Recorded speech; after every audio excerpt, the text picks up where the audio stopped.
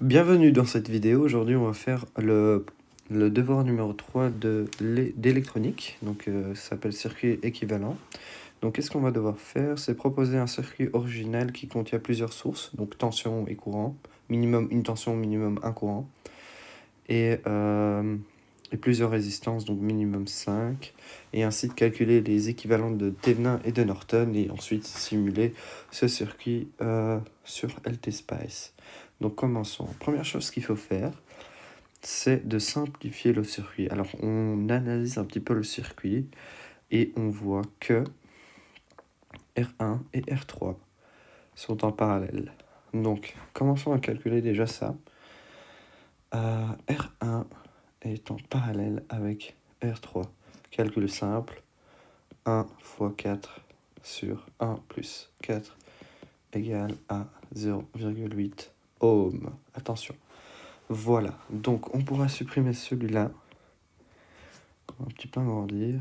Hop, on supprime celui-là. Et on le change en 0,8 ohm. Voilà. Donc pour l'instant, on a simplifié donc le circuit.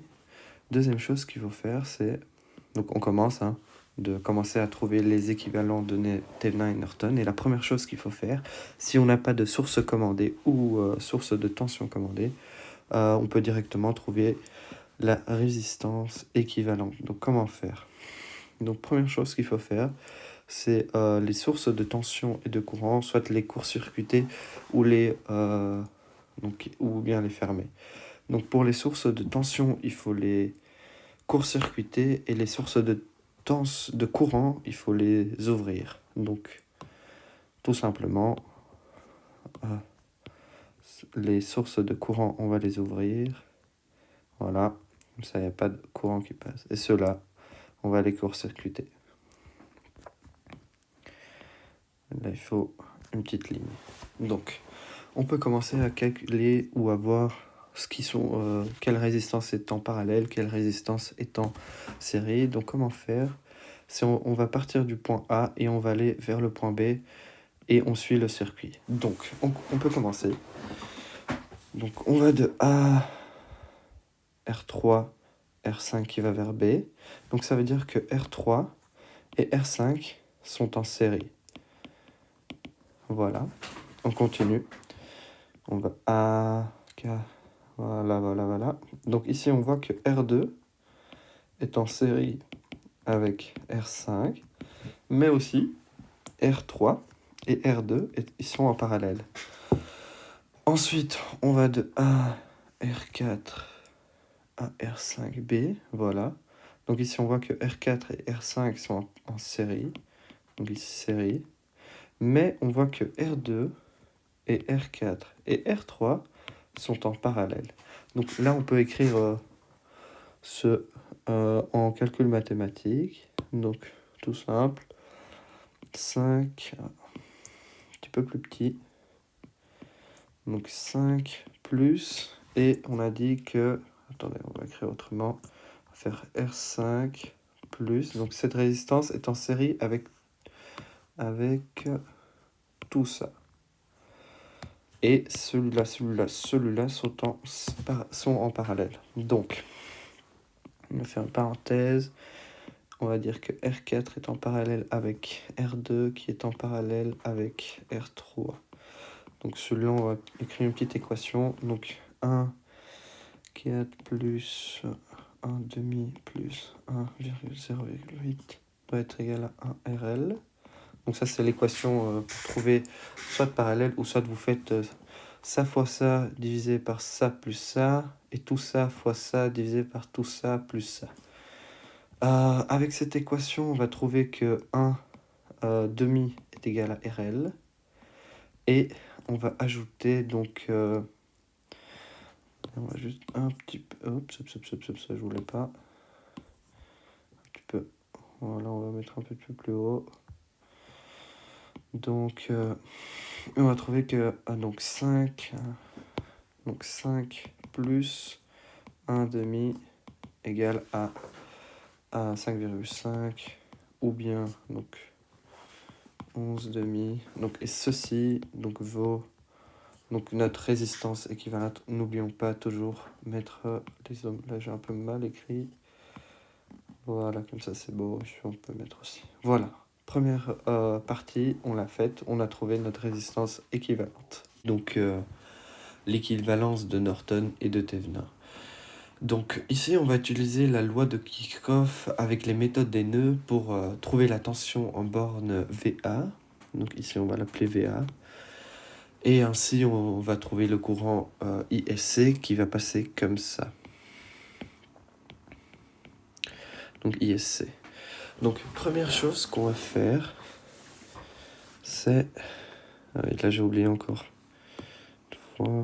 Je suis désolé. Voilà. Ici, on va changer en 0,8. Voilà, première chose, c'est le sens de courant, toujours.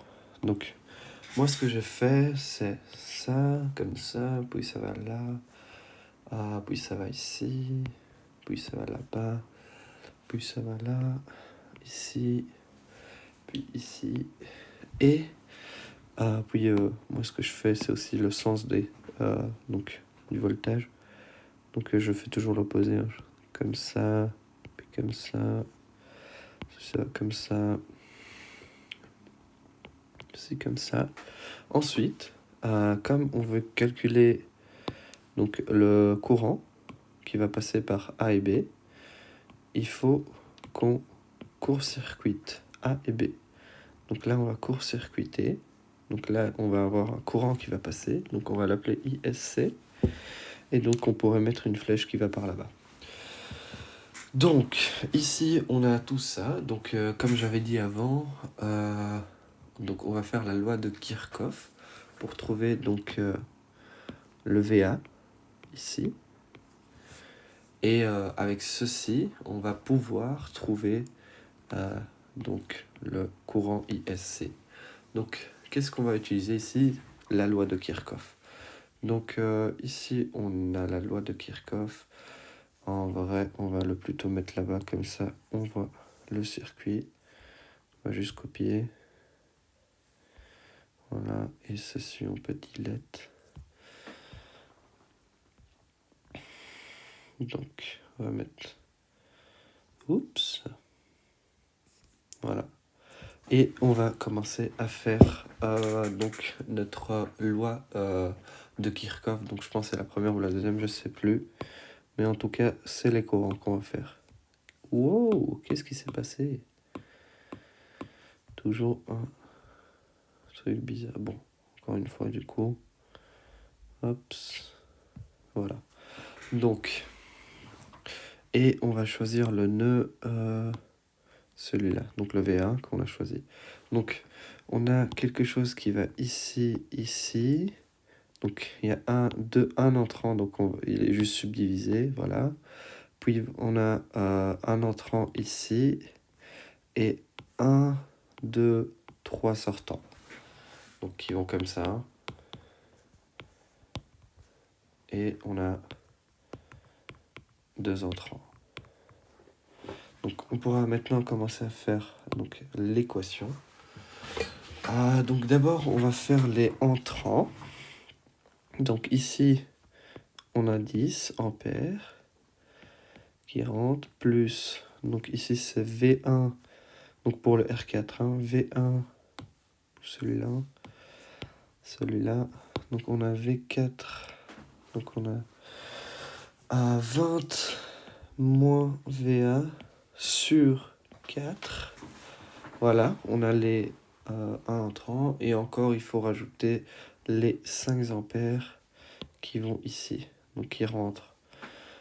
Donc on les ajoute, plus 5, et on égalise. Et maintenant on fait les sortants. Donc ça vous savez, hein, ça c'est les entrants. Et ceux-ci vont être les sortants.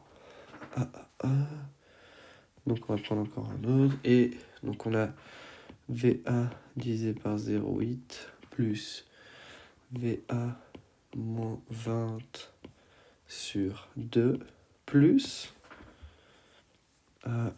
on va le mettre en rouge.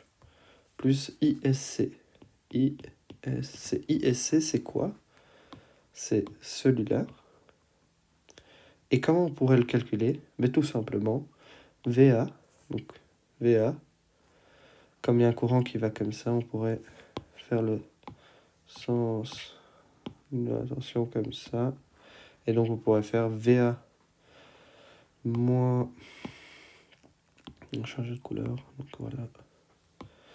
Donc juste que ISC peut être égal aussi à VA moins 0 sur 5. Voilà, ceci on va garder pour enfin calculer le truc, VA. Donc voilà, ici on va calculer cette équation. Donc une fois calculée, on va trouver que VA égale à 3409,1 sur 2500 volts. Donc c'est ce qui équivaut à 13,636364 volts. C'est un peu bizarre, mais c'est ça. Voilà, on a VA. Et maintenant, on va trouver IS. C'est tout simplement, on va juste remplacer cette équation-là qu'on a trouvée, VA moins 0 sur 5. Donc ça va nous faire les 13,6, 3, 6, 3, 6, 4, moins 0 divisé par 5, ce qui équivaut à 2,72, 72,8 ampères. Voilà. Donc, qu'est-ce qu'on a trouvé ici? On a trouvé le courant ISC qui vaut 2,7272 ampères et la tension VA donc qui vaut 13,68. Donc ceci c'est le VA pour trouver ISC. Voilà. Maintenant, on va effacer ça. Maintenant, donc ceci est bien évidemment ceci est bien évidemment le courant de Norton équivalent. Et maintenant, il faudrait trouver donc l'équivalent de Thévenin. Donc, ce qui veut dire la tension. Tension, on l'appelle aussi VT. Donc, tension de Thévenin. Voilà. Donc, on a une formule assez simple qui veut, je vous l'écris, VT égale ISC fois REQ. Donc, ça égale à dire que 2,7278 fois REQ 5,5. Donc, ceci vient d'ici et ceci vient d'ici. Donc tout ça, voilà. Donc ceci vaut 15,00004 volts. Voilà. Et donc comment vont ressembler les équivalents de Thévenin et de Norton? Donc on va faire le premier circuit. On va faire le circuit de Thévenin. On va écrire juste ici. Non. Donc, juste comme ça, c'est plus visible. Voilà. Ici, on va faire le circuit de Thévenin. Donc, comment ça va ressembler? Tout simplement, on aura une bande A, B, voilà, une résistance et une source de tension. Voilà. Donc ici, on aura plus, moins. Alors, la résistance vaudrait 5,5 ohms et ceci vaudrait donc les 15,00004 volts. Et là, je vais faire le circuit de Norton. Et ça, c'est tout simplement donc, donc une source de courant qui est en parallèle avec une source de tension, résistance, pardon. Et ici, on a les bornes, donc A, B, donc ceci, quel est le courant, donc quel est les ampères, donc c'est tout simplement ceci, hein.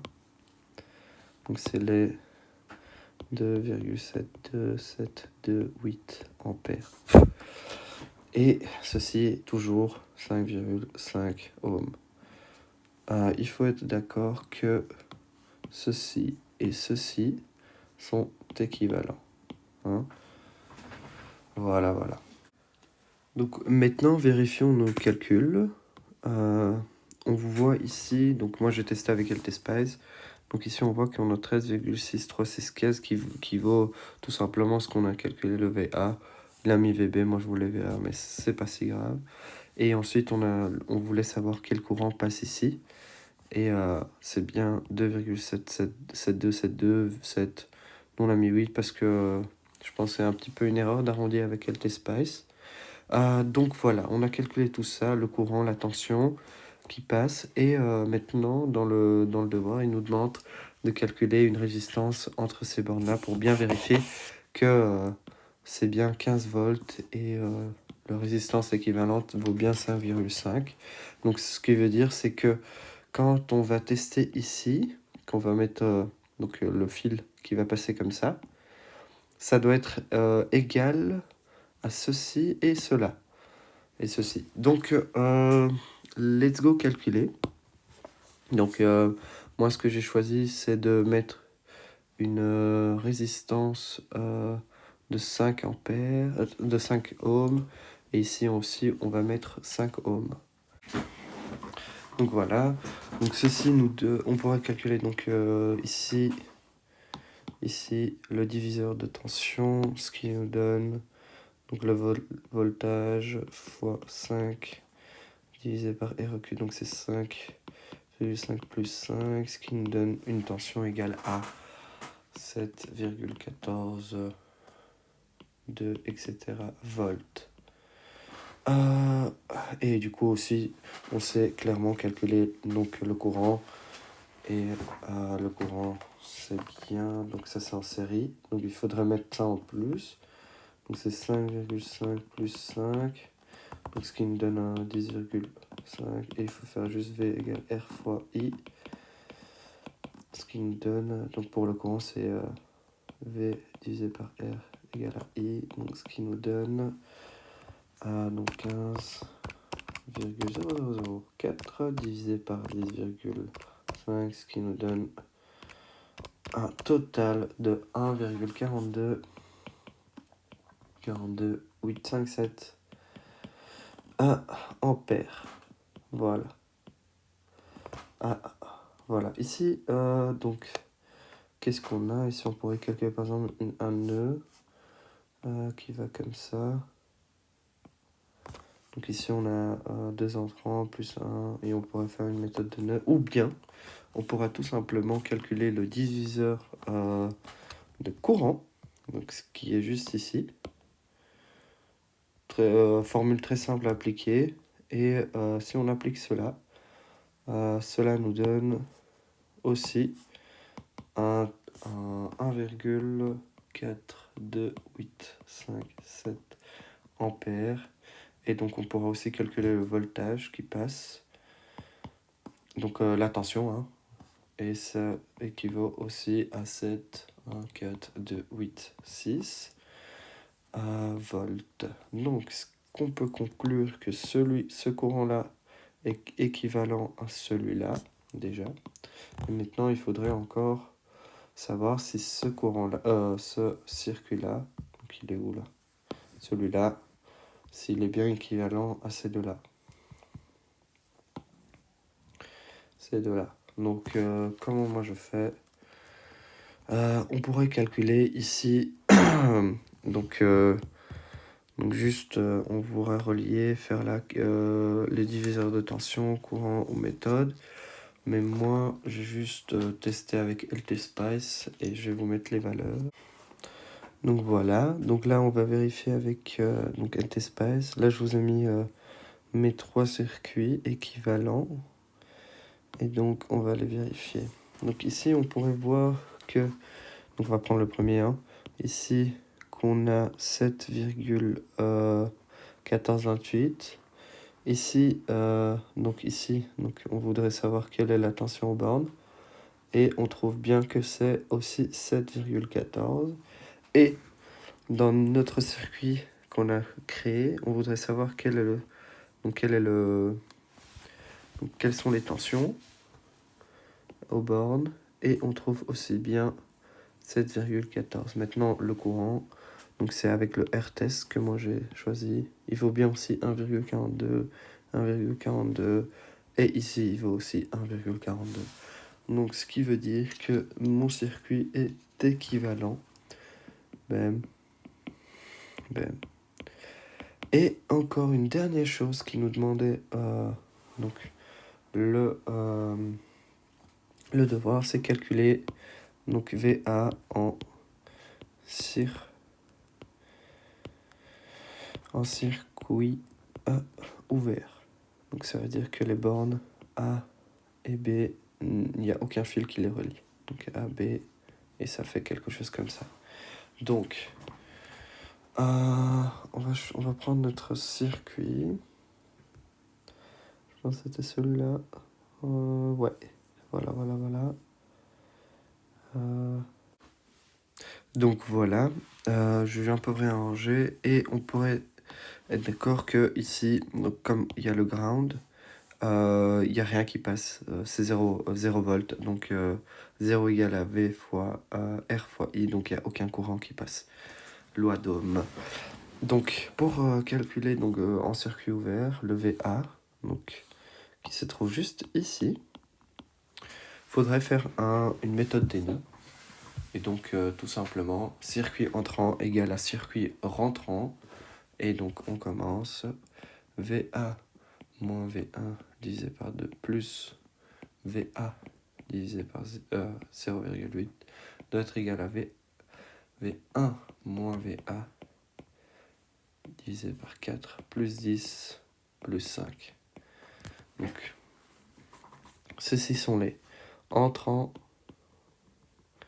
et ceci sont les sortants. Donc une fois calculé cette équation, une fois on a calculé tout ça, on trouve que VA donc, vaut bien 15 volts. Et si on teste avec LTSpice, LTSpice nous donne bien que VA égale aussi à 15 volts. Ça veut dire qu'on a bien calculé notre circuit ouvert. Et je pense que c'est tout. Voilà, ici s'achève le devoir numéro 3 et je vous souhaite un excellent quadri. À la prochaine. Because I know somewhere deep down in my heart, I still love you.